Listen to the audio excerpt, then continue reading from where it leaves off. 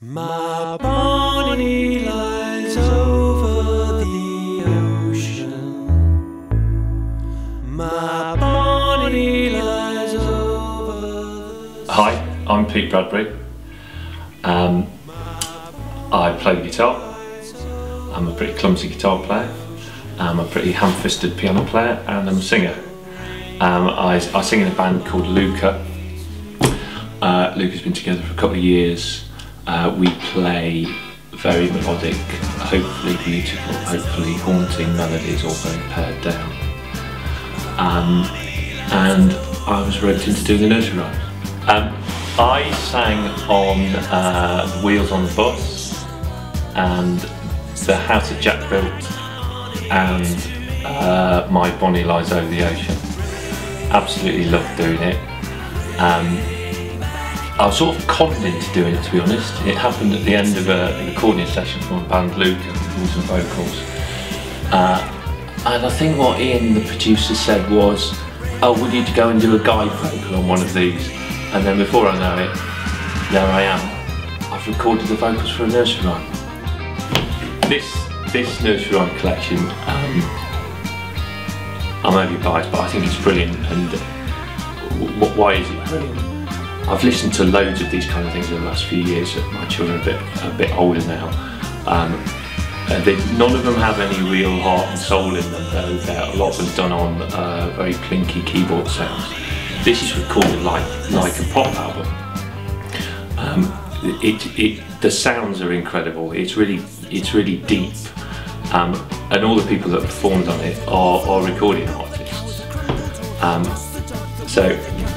And I also think there's a lot of care and attention to it, and there's also a lot of comedy in it. I was talking a minute ago about There's a Hole in My Bucket.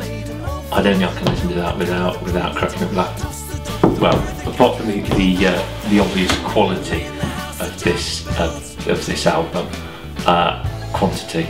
There's 70 nursery rhymes on this.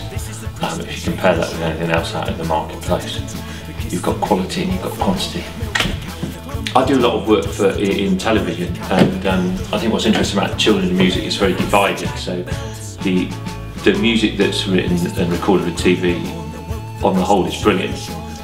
The music that tends to be recorded for the commercial market tends to be absolutely terrible, and there's no sort of dividing line. I think what's wonderful about the Nursery Rhyme Collection is actually it's the first one that's available commercially. That is fantastic. That actually is as good quality as all the stuff you see on TV. And I absolutely would not be surprised if this gets used all over a lot of TV channels. I wrote a song called Good Night, Good Night for the album, and it was derived from a track I wrote and recorded for my band Luca, which was called Goodbye, Goodbye. And in the process of writing all that, I used to play quite a lot at home to my children. So Good Night, Good Night was derived out of that, and I used to play that to them, obviously at night time, funnily enough.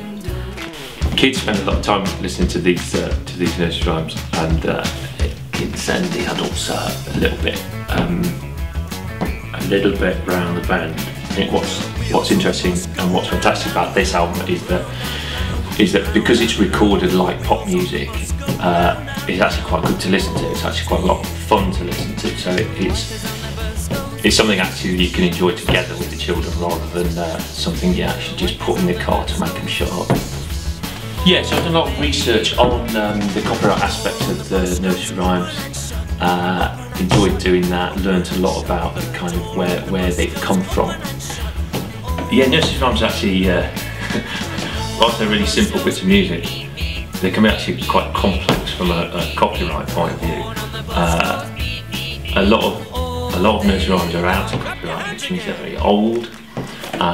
Often people don't know who wrote them, or if they do know who wrote them, they were written so many centuries ago that there's no copyright associated to them. But what that means is there are people re-recording them and claiming the arrangements in them, so there's copyright ownership all over the place, which is interesting and very boring at the same time. So I did a lot of work on this album, just actually a lot of research, which someone like me, it's quite a lot of fun. Most of these nursery rhymes are out of copyright. It's really interesting people's perception. Things like Happy Birthday is in copyright, it's not that old. Whereas quite obviously things like Ring a Ring a Rose has been around for centuries. Round and round.